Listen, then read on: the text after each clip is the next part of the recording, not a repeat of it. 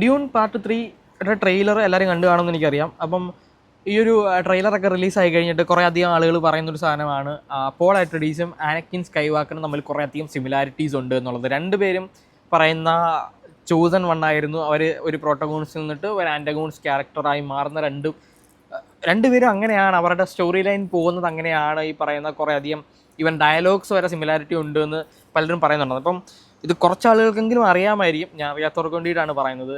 Actually star വാർസിൻ്റെ source material എന്ന് പറഞ്ഞാൽ ഈ പറയുന്ന ഡ്യൂണാണ്. അതായത് 1965 ഇറങ്ങിയിട്ടുള്ള നോവലുണ്ടല്ലോ ഡ്യൂണിൻ്റെ, ആ ഒരു നോവൽ ഇൻസ്പയർ ആയിട്ടാണ് ജോർജ് ലൂക്കസ് സ്റ്റാർ വാർസ് ചെയ്തിട്ടുള്ളത്. അതുകൊണ്ട് തന്നെയാണ് ഈ പറയുന്ന പല ക്യാരക്ടേഴ്സും അതിനകത്താണ് ഇപ്പോൾ ആനക്കിൻ സ്കൈവാക്കറിനെ പോൾ അട്രെയ്ഡീസിൽ നിന്നാണ് ഇൻസ്പയർ ആയിട്ടുള്ളതെന്ന് എനിക്കൊന്ന് പുള്ളി തന്നെ പറഞ്ഞിട്ടുണ്ടെന്ന് തോന്നുന്നു എവിടേക്കോ. അപ്പം അതുകൊണ്ടാണ് ഈ സിമിലാരിറ്റി പറയുന്ന പോൾ അട്രെയ്ഡീസ് ആണ് ആനക്കിൻ സ്കൈവാക്കർ, അങ്ങനെ വേണമെങ്കിൽ പറയാം.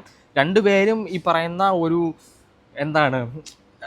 ഒരു ലെജൻഡറി ക്യാരക്ടറാണ്. ഈ ആനക്കിൻ സ്കൈവാക്കർ ആയാലും പോൾ അട്രെയ്ഡീസ് ആയാലും അങ്ങനെയാണത്.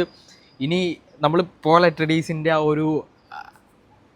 ഒരു വില്ലൻ ഇറയാണ് ഇനി ഈ ഒരു സിനിമയിൽ കാണാനായിട്ട് പോകുന്നത്. എങ്ങനെ ചെയ്യുന്നു എന്ന് അറിയാനായിട്ടുള്ള ആ ഒരു ക്യൂരിയോസിറ്റി ഉണ്ട്. നമ്മൾ ഈ പറയുന്ന ലുക്ക് വരെ ചേഞ്ച് ആകുന്നു.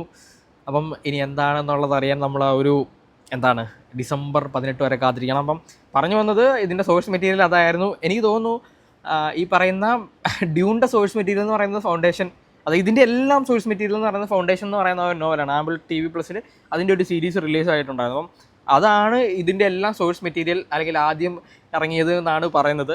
അപ്പം ഇതെല്ലാം കണക്റ്റഡ് ആണ്. ഇതിൽ നിന്ന് ഇൻസ്പയർ ആയിട്ട് ചെയ്തിട്ടുള്ള, ഇതിൽ നിന്ന് ക്യാരക്ടേഴ്സിനെ ഇൻസ്പയർ ആയിട്ട് ചെയ്തിട്ടുള്ള സ്റ്റോറിയാണ് ഈ പറയുന്ന ഡ്യൂൺ ആയാലും അതേപോലെ സ്റ്റാർ വാർസ് ഈ പറയുന്ന ഡ്യൂണിൽ നിന്ന് ഇൻസ്പയർ ആയതാണെന്നാണ് അത് ജോർജ് ലൂക്കസ് തന്നെ പറഞ്ഞിട്ടുള്ള കാര്യമാണ്.